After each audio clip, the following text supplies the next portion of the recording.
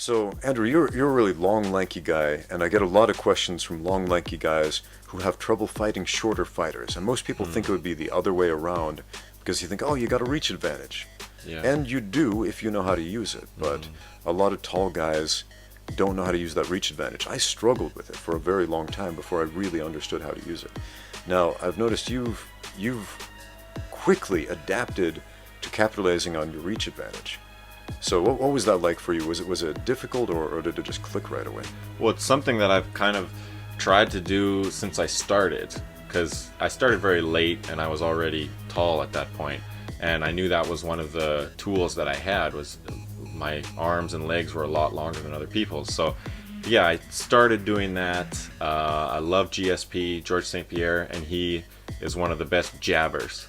Yeah. So from watching him, I've always been very keen to jab. I've worked a lot on my jab, tried to use that a lot, and that's been a very long standing thing. So I use the jab a lot. That helps to control space or create distance.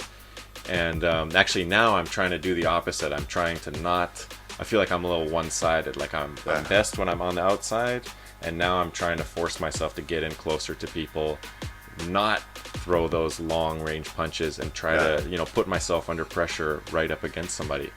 That is interesting. It sounds like we've had the opposite experience. I was so bad at using my reach when I started, I would always end up in a clinch. Oh yeah. And so I thought, okay, screw the reach, I'm just going to work on clinch fighting. And so out of necessity, I developed a talent at clinch fighting. And it wasn't until years later that I really invested the time and the effort into developing my long range game.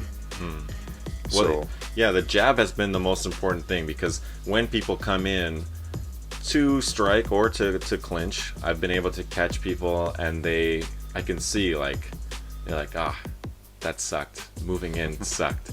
And like, oh, thank goodness, I'm back out here, and he doesn't want to get in closer.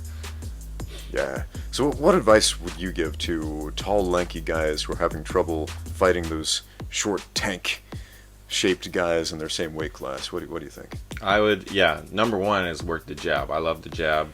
It's a huge tool to use. You can, like I said, you can create space, you can back off people, and then you can also keep distance. So if someone's moving in on you, you can jab and try to stop them from coming in.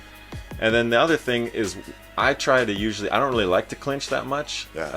So I'm all about getting out of the clinch. So if guys grab me, then I've tried a lot to just get out of there and throw strikes on the way out.